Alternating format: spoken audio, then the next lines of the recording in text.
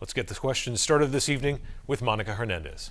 Thank you all for being here. Now, you've all made cutting spending a priority of your campaigns, but the numbers show that both parties overspend. So why should voters think you would be able to change that in Congress?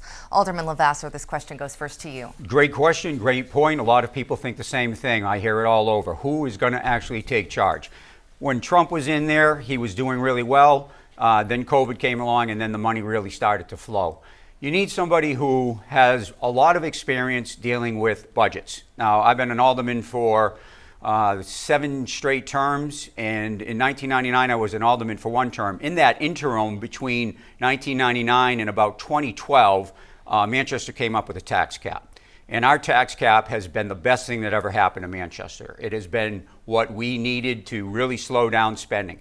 That's what the federal government needs. It needs a tax cap, and it needs somebody who has experience understanding and dealing with tax caps and who is not afraid to buck their party on spending. I will be a staunch fiscal conservative when I get down to Washington, D.C.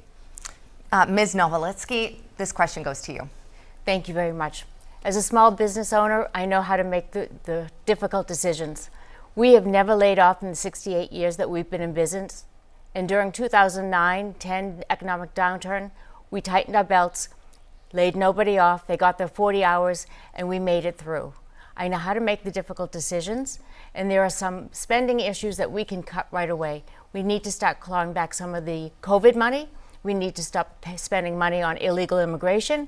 We need to shut down the border.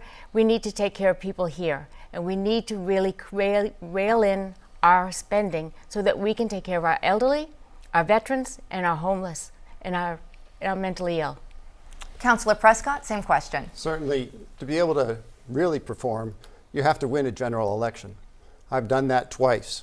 As a state senator, twice I went into the state Senate by winning against Maggie Hassan in a tough district, Democrat district, matter of fact.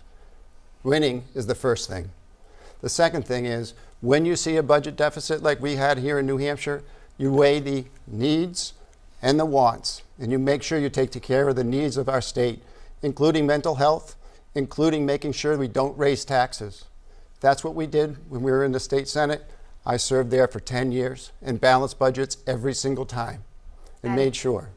And Mr. Bright, why should voters believe that you would be able to cut spending in Congress? Well, that's a simple question. I am the only true non-politician standing up here tonight. And 2 of these guys have been career politicians, and Holly's been behind the scenes writing checks for pay to play for the last, several years. It's not necessarily rocket science. It's having the right people who actually understand how this stuff works. And so when you have a lot of government overspending, it drives inflation, it causes higher taxes, and every single person here in the Granite State suffers because people don't understand the disconnect between bad fiscal policy and what it does to everyday Americans. As a business owner, as somebody who built a business from scratch, that last year was recognized as the fastest growing private company here in New Hampshire, I understand what it means. ROI, I understand balanced budgets, and I understand how to make every last dollar work. Ms. Novolitsky, you were invoked. You'll get 30 seconds. Thank you very much. Chris, that's the same stuff that they threw at President Trump in 2016. I have always supported Buy American. I have always supported the American manufacturing, and I've always supported the American worker. And I will never apologize for doing that. Thank you.